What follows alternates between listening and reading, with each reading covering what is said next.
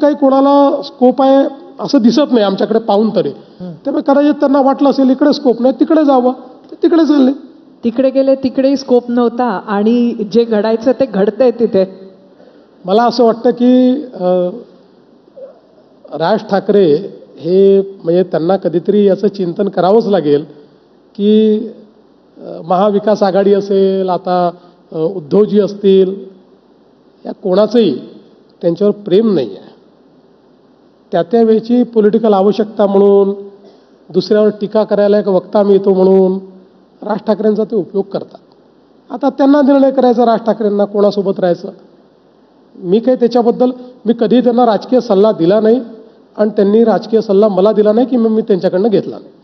पण ते जे ठाकरे ब्रँड म्हटल्या जाते तो मुंबईत तुम्हाला किती अडचणीचं होईल BMC निवडणुकीत? बघा मी तुम्हाला सांगतो, पहिली गोष्ट ठाकरे ब्रँड एकच होता, तो म्हणजे हिंदू हृदय सम्राट शिवसेना प्रमुख बाळासाहेब ठाकरे.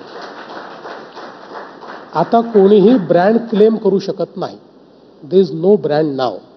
देर will always be one brand आणि तो म्हणजे बाळासाहेब ठाकरे. बाकी मग ठाकरे ब्रँड दुसऱ्या कोणाही जवळ नाही. मुंबईच्या जनतेने आम्ही केलेलं काम पाहिलंय. सगळ्या निवडणुकीमध्ये कन्सिस्टंटली मुंबई आमच्या पाठीशी राहिली आहे. तीनही विधानसभेच्या निवडणुकीत नंबर 1चा पक्ष मुंबईमध्ये भाजपच आहे. कमी जागा लढूनही भाजपच नंबर 1चा पक्ष आहे.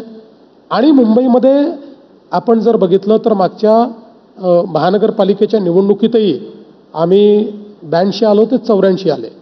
त्यामुळे मला असं वाटतं की असं काही 2 लोक 3 लोक एकत्रित आले म्हणजे आता आमचं काहीतरी त्या ठिकाणी गडबड होणार. आम्ही मजबूत आहोत, आमची महायुती मजबूत आहे.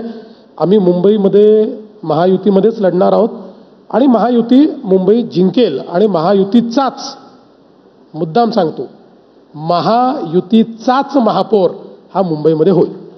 देवेंद्रजी, महायुतीचाच महापौर असं काही नसतं. तो भाजपचा असतो, तो शिंदेंचा असू शकतो, तो अजितदादांचा असू शकतो. तो कोणाचा असणार आहे? तुम्ही कमी जागा लढून परत यावेळेला जास्त जिंकणार आहात की आता ते गणित बदललेलं असेल? महायुतीचा महापौर होईल. तो नेमका कोण होईल हे इलेक्शन झाल्याबरोबर तुम्हाला सांगतो. काय निकष आहे त्याचे? आम्ही तिघं मिळून ठरवू, तेवढेच निकष आहे. ज्याची अजून काय जास्त निकष आहे? जागा त्याचा असा कुठलाही निकष नाही. जास्त जागा कमी जागा वगैरे काही निकष नाही. तिघं मिळून ठरवू आणि एकमुखाने मुंबईला चांगला महापौर देऊ. देवेंद्रजी, एक नुकताच मी आत्ता अमृताजींचा पॉडकास्ट केला, त्यात त्यांनी स्वतःचं म्हणून एक मत मांडलं की ज्या वेळेला तुम्ही 2014 ते 2019च्या तुलनेत आत्ता तुम्ही जास्त फ्री आहात निर्णय घेताना. तुम्हालाही असं वाटतं का हा बदल? जास्त फ्रीपेक्षा मला असं वाटतं की मी जास्त प्रगल्भ आहे.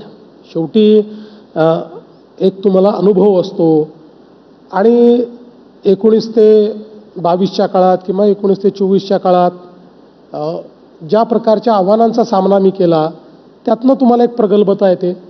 त्यामुळे मला असं वाटतं की आज परिस्थिती समजा निर्णय घेतानाची माझी जी आहे तर त्याच्यामध्ये निर्णय घेताना